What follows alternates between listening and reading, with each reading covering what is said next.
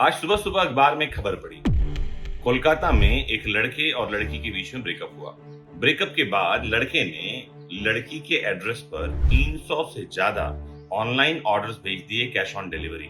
लड़की चौंक गई कि ये क्या हो रहा है। सुबह से लेकर शाम तक उसके घर में डिलीवरी हो रही है और सब कैश की डिमांड कर रहे हैं क्योंकि कैश ऑन डिलीवरी था। 300 से ज्यादा प्रोडक्ट की कैश ऑन डिलीवरी ऑर्डर कर दी लड़के ने। लड़की ने पुलिस को शिकायत की और पुलिस ने उस लड़के को गिरफ्तार कर लिया। लड़के का कहना यह है कि लड़की बहुत डिमांडिंग थी, लगातार गिफ्ट की मांग करती रहती थी और इसी के चलते उसने ब्रेकअप किया है। उसको मजा चखाने के लिए उसने ऐसा किया। मैं जानना ये चाह रहा हूं आप सबसे कि क्या किसी के लिए कैश ऑन डिलीवरी कर देना, ऑर्डर दे देना या इस तरह से परेशान करना बीएनएस के किसी सेक्शन में पनिशेबल है और ऑफेंस कॉग्निजेबल है क्या कि पुलिस ने सीधे ही गिरफ्तार कर लिया? जरूर कमेंट बॉक्स में जुड़कर बताइए और आंसर के इंतजार के लिए जुड़े रहिए आपके फेवरेट प्लेटफॉर्म वैदिक शिक्षा से।